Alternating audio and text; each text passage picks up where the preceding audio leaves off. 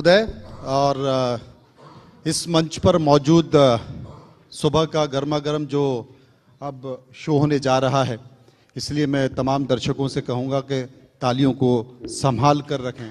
अभी उनकी ज़रूरत और पड़ेगी, संभाल कर रखें, बहुत खर्च करनी पड़ेगी। रामदास अठावले जी जो कि केंद्र सरकार में मंत्री हैं, केंद्रीय राज्य मंत्री हैं और सामाजिक सरोकार से जुड़ा हुआ मंत्रालय संभाल रहे हैं, सामाजिक न्याय मंत्रालय जो कि समरसता के लिए भी जाना जाता है। हमारा विषय भी वही है। स्वागत है रामदास जी। सबसे पहला सवाल मेरा यही है कि क्या केंद्र की सरकार सामाजिक न्याय मंत्रालय के जरिए, उनकी योजनाओं के जरिए जो सबसे अंतिम पंक्ति का, पिछली पंक्ति का व्यक्ति है, दलित समुदाय है, आदिवासी समुदाय है, उसके साथ न्याय कर पा रही है? आपकी जुआरी। एक तो मतलब मैं पहले आपको सुनूं, मैं तो पहले आपको सुनूं कि उनका आपका नाम है मनोज मनु।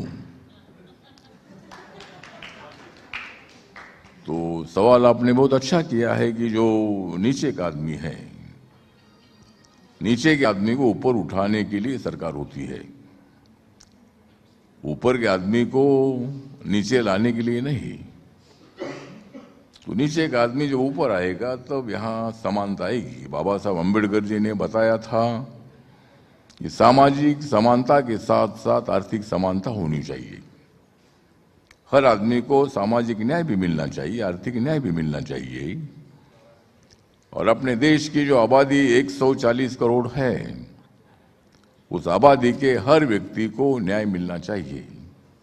और इसीलिए अपना संविधान जो है, ये संविधान सभी लोगों को न्याय देने की भूमिका लेता है।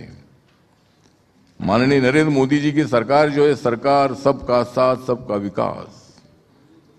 नरेंद्र मोदी जी का नारा है सबका साथ सबका विकास, इसलिए दिख रहा है विकास का प्रकाश। तो नरेंद्र मोदी जी का विजन है कि देश को विकास की दिशा से आगे ले जाना है और मैं उसी मंत्रिमंडल में हूं। मेरी party Republican party of India है, जो पार्टी बाबा साहब अम्बेडकर जी के विचारधारा की पार्टी है, सभी वर्गों को साथ में जोड़ने वाली पार्टी है। हम अमीरों का विरोध नहीं करते हैं, लेकिन गरीबों को भी अमीर बनाना चाहते हैं। अमीरों को गरीब बनाना हमारा काम नहीं है।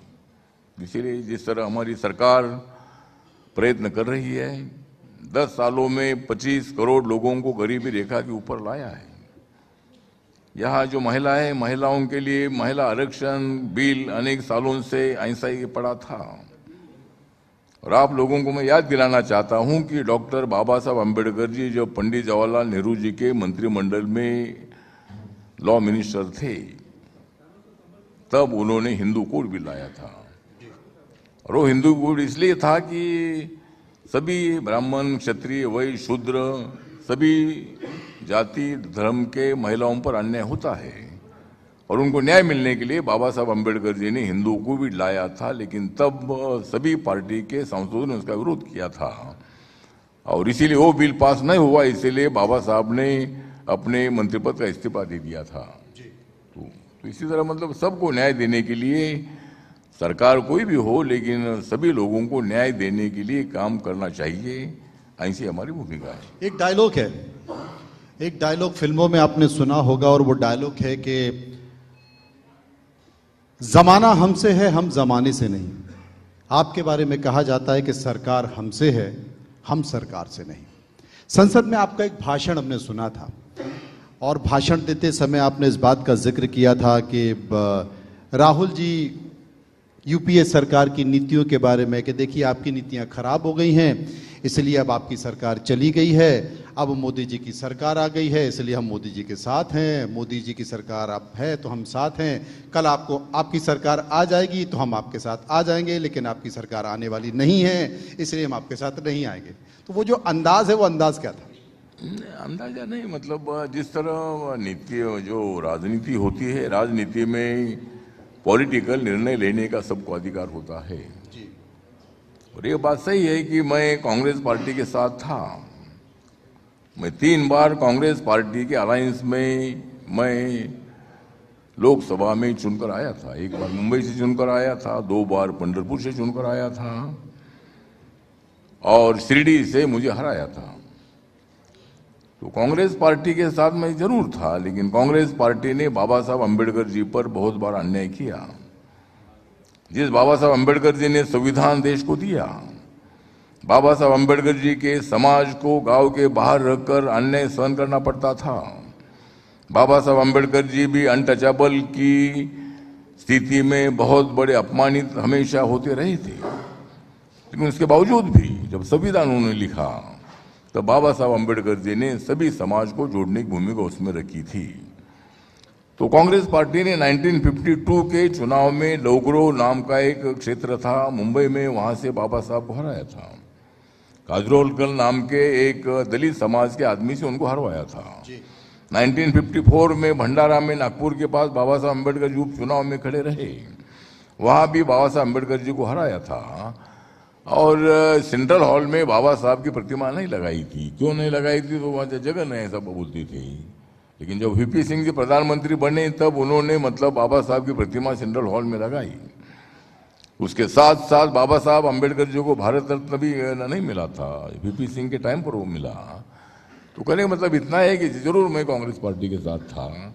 राहुल जी हमारे अच्छे मित्र है, सोनिया गांधी जी के साथ मेरे बहुत अच्छे संबंध है, लेकिन आज मेरे सबसे ज्यादा संबंध किसके साथ अच्छे हो गए?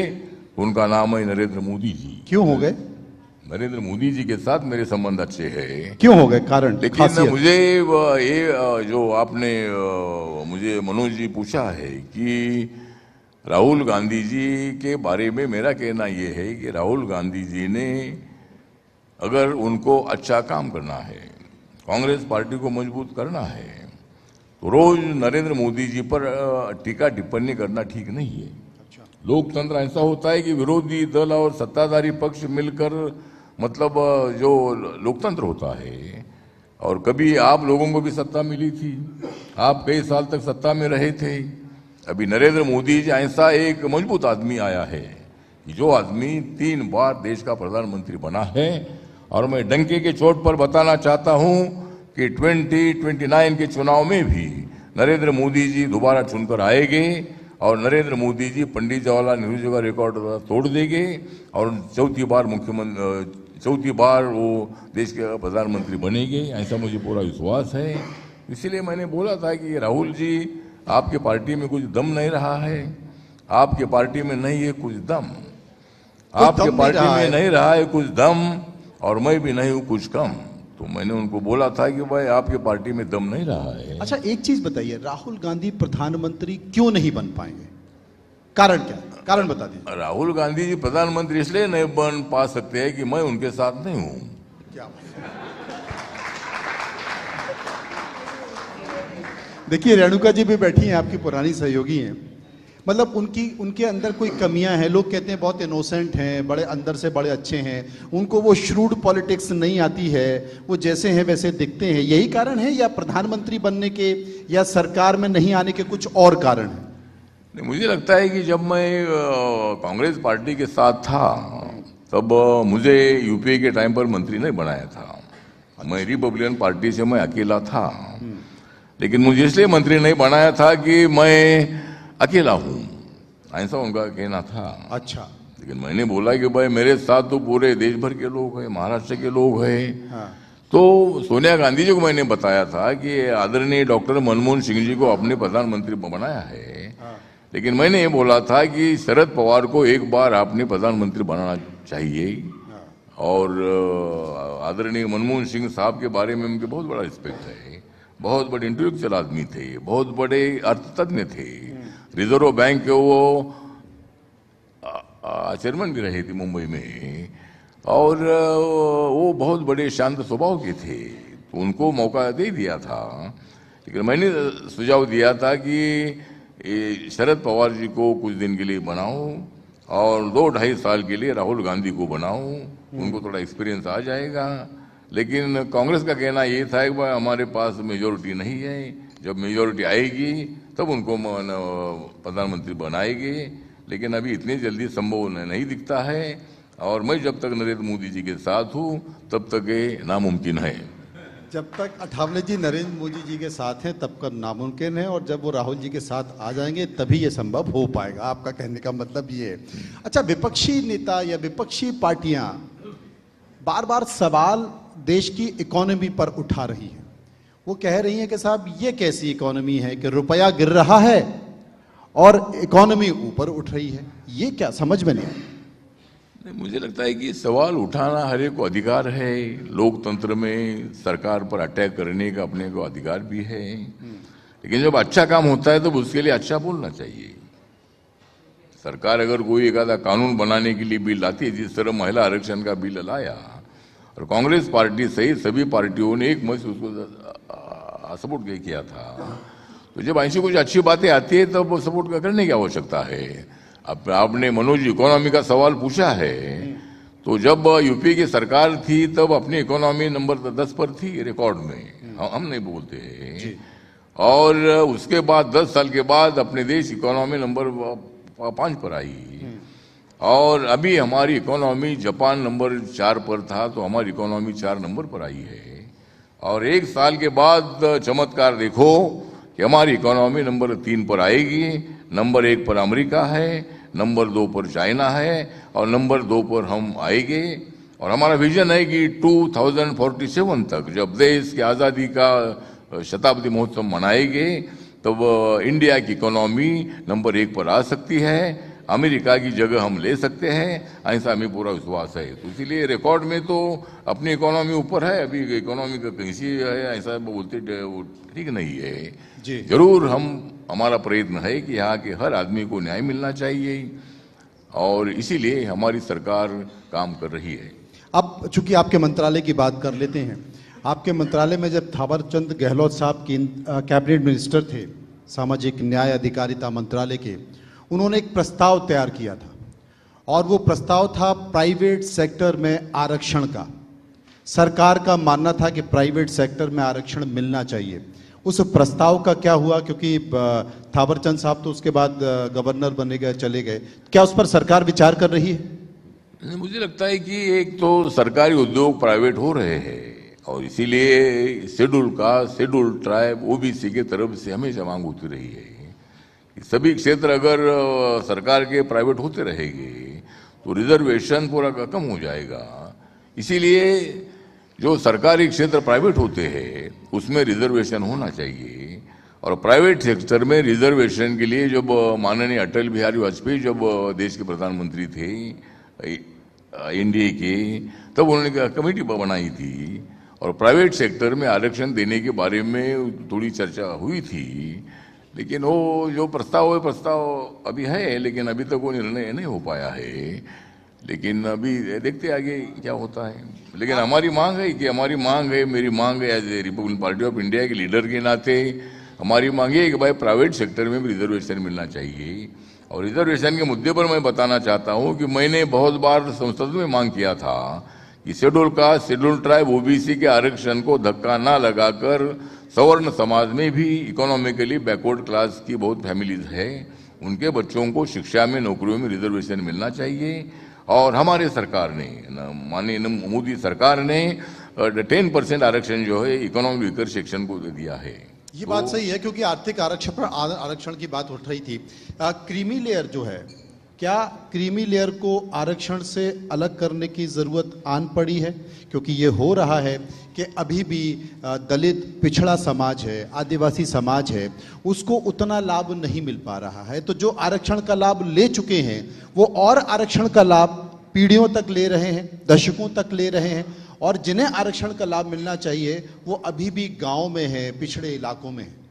मुझे लगता है कि गांव वाले ही लोग, हम गांव से आए हैं, मैं गांव से आया, मैं मंत्री बन गया, मैं गांव से आने वाले लोग बहुत सारे आईएएस, आईपीएस, इंजीनियर, एडवोकेट और प्रोफेसर, अनेक क्षेत्रों में साइंटिस्ट, अनेक क्षेत्रों में हमारे गांव के लोग भी आ रहे हैं। लेकिन क्रीमी लेयर जो है, क्रीमी लेयर शेड्यूल ट्राइब के लिए लगाना वो ठीक नहीं है। ओबीसी के लिए क्रीमी लेयर है, तो 8 लाख के अंदर जिनका उत्पादन है उनको ही रिजर्वेशन मिलता है। इकोनॉमिक सेक्शन के लिए भी 8 लाख की मतलब वो अट है। लेकिन schedule caste and schedule caste के लिए क्रीमी लेयर की पद्धत लगाना ठीक नहीं है, क्योंकि हजारों सालों से वो गांव के बाहर रहे हैं और अभी हमको 1950 से आरक्षण हमको मिला है।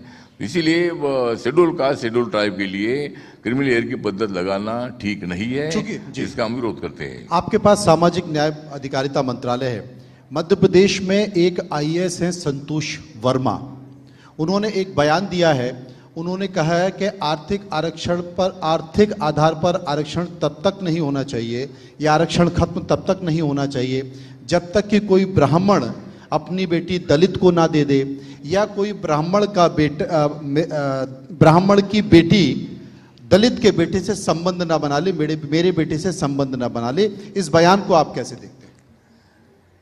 मुझे लगता है कि संबंध किससे बनाना है नहीं बनाना है ये व्यक्तिगत विषय होता है, उसमें फ्रेंडशिप होती है। और मैं बताना चाहता हूँ कि मेरा मंत्रालय सामाजिक न्याय मंत्रालय जो है डॉक्टर अंबेडकर फाउंडेशन के तरफ से इंटरकास्ट मैरिज को 2.5 लाख रुपए में देते हैं। राजस्थान सरकार 5 लाख रुपए देती है, कुछ राज्यों में 1 लाख रुपए देते हैं, 50,000 रुपए देते हैं। तो रिकॉर्ड ऐसा है कि एक साल में कम से कम 2.5-3 लाख से ज्यादा इंटरकास्ट मैरिज होते हैं, जो इंग्लैंड में पढ़ने के लिए जाते हैं, अमेरिका पढ़ने के लिए जाते हैं और अनेक जाते हैं। मैंने भी इंटरकास्ट मैरिज किया है। मेरी बीबी यूपी की रहने वाली श्रीवास्तव है और मैंने मतलब इंटरकास्ट मैरिज किया है। और वो सभी जो श्रीवास्तव लोग मेरे घर आते हैं, मैं भी उनके घर जाता हूँ। तो कास्टिज्म खत्म करने के लिए इंटरकास्ट मैरिज करना अत्यंत आवश्यक है। और इसीलिए मुझे लगता है कि लव मैरिज तो होते हैं, लेकिन मेरी मांग सूचना ये है कि भाई प्रपोज मैरिज भी होना चाहिए। अगर जिस तरह अपने जाति में अपन देखते हैं कि भाई इसका मकान ठीक है क्या नहीं है, नौकरी है क्या नहीं है, इनकम है क्या नहीं है, इसका स्वभाव क्या है, हमारी लड़की को अच्छा संभालेगा या नहीं संभालेगा, उसी तरह एक दूसरे समाज में भी इसी तरह का एक मूवमेंट होना चाहिए, समरसता होनी चाहिए। आपका कहने का मतलब भी है। एक सवाल है आपके स्टेट से जुड़ा हुआ, महाराष्ट्र से जुड़ा हुआ। बीएमसी का चुनाव आ चुका है, महाराष्ट्र में आपकी पार्टी की उपस्थिति है, आपकी तैयारी कितनी? हाँ, तो महाराष्ट्र में चुनाव अभी जो 29 महानगर पालिका है कारपोरेशन से, उसका चुनाव अभी आया है जी। और 15 जनवरी को वो चुनाव है, 16 जनवरी को रिजल्ट आने वाले हैं। तो महाराष्ट्र में जो बीएमसी है, मुंबई म्यूनिसिपल कारपोरेशन जो है, इस कारपोरेशन में हमारी जो महायुति है, देवेंद्र फडणवीस जी के नेतृत्व में एकनाथ शिंदे जी है, अजित दादा पवार जी है, मैं हूँ। तो हम लोग मतलब वहाँ बीएमसी का जो चुनाव है, ये बीएमसी का चुनाव हम जीतेंगे। वहाँ का मेयर महायुति का होगा। और जो ठाकरे बंधु है, माननीय उद्धव ठाकरे जी ने गड़बड़ किया है। उन्होंने राज ठाकरे को साथ में लेने से उन्होंने अपना भारी नुकसान कर दिया है जी। क्योंकि राज ठाकरे जी एक अच्छे नेता है, बहुत सारे लोग उनके सभा में जमा होते हैं, भाषण भी बहुत अच्छा देते हैं, लेकिन उनको वोट नहीं मिलता है। और वो मतलब दादागिरी करने का काम करते हैं। हम भी मराठी, हमको मराठी का अभिमान है, लेकिन जिनको मराठी आती नहीं है तो मराठी बोलने तो मैं थप्पड़ मारूंगा। इसी तरह की दादागिरी करना ठीक नहीं है। मुंबई भारत की इकोनॉमिकल राजधानी है, वहाँ देश के कोने कोने से हर आदमी वहाँ आता है, उनको रोजगार मिलता है, उनको पेट भरने का मौका मिलता है। और इसीलिए मुंबई में 40% मराठी लोग है, 60% नॉन मराठी लोग है। मराठी लोगों में से वोट हमको भी मिलेगा। और ठाकरे बंधु को मतलब सत्ता से रोकने के लिए मैं महायुति के साथ हूँ और वहाँ भी रहेंगे। हमारे महायुति का मेयर बनेगा, निश्चित तौर पर महायुति का मेयर बनेगा, ऐसी शुभकामनाएं। चूंकि आपने मेरा नाम लेके कविता का जिक्र किया और आपका जो अंदाज है उससे मैं प्रभावित हूं, तो आपके अंदाज को मैंने अपने अंदर उतार लिया और उसी अंदाज में मैं आपका धन्यवाद भी करूंगा। इंडिया न्यूज के मंच पर रामदास अठावले आए हैं, तो उन्हीं के अंदाज में समापन भी करना पड़ेगा। आपका नाम है रामदास अठावले, इसलिए हम थे आपको यहाँ बुलाने के लिए उतावले। बहुत बहुत धन्यवाद करेंगे रामदास जी का, बहुत बहुत धन्यवाद। और मैं इतना बताना चाहता हूँ कि आपने बोला है कि मेरा नाम है रामदास, मेरा जरूर नाम है रामदास, लेकिन मैं इंडिया टीवी का हूँ खास, इंडिया न्यूज का खास। और मुझे मतलब जब मुझे मुझे मतलब जब मैं अमेरिका जाता हूँ, इंग्लैंड जाता हूँ, दुबई जाता हूँ, तो मुझे शूज़ बहुत अच्छे लगते हैं जी। तो मैं जब जब लेता हूँ अलग अलग कंपनी के शूज़, जब मैं फॉरेन में जाकर लेता हूँ अलग अलग कंपनी के शूज़, तो मुझे याद आती है इंडिया न्यूज़। बहुत बहुत धन्यवाद, बहुत बहुत धन्यवाद, बहुत बहुत धन्यवाद। वाह, thank you so much sir. यही एक गोल्डन मोमेंट था इंडिया सर, न्यूज आपसे- मंच का। सर आपसे रिक्वेस्ट रामदास करेंगे जी, सर प्लीज आप अभी मंच पर ही रुके। एक और टोकन ऑफ अप्रिसिएशन है, Sachin Gupta of S publications को मैं मंच पे बुलाना चाहता हूं। और आईटीवी नेटवर्क के मैनेजिंग एडिटर राकेश सिंह को भी मैं मंच पर बुलाना चाहूंगा। सर पुस्तक आप जो है वो भेंट करें। पहले एक टोकन ऑफ अप्रिसिएशन, बिल्कुल। और ये खास लम्हा एक तस्वीर में भी हम कैद करना चाहते हैं। तालियां हो जाएं।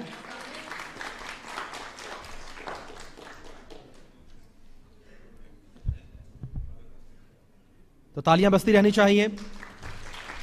बड़ा खास लम्हा है ये, बिल्कुल, और बड़ा खास सेशन भी रहा। यादगार पल, यादगार कविताएं भी। दर्शक के पल को पूरे दिन याद करेंगे। रामदास बिल्कुल। जी बहुत बहुत शुक्रिया आपका बहुत बहुत करता हूं शुक्रिया सर आपका। इंडिया न्यूज मंच में आने के लिए। बहुत बहुत शुक्रिया सर आपका।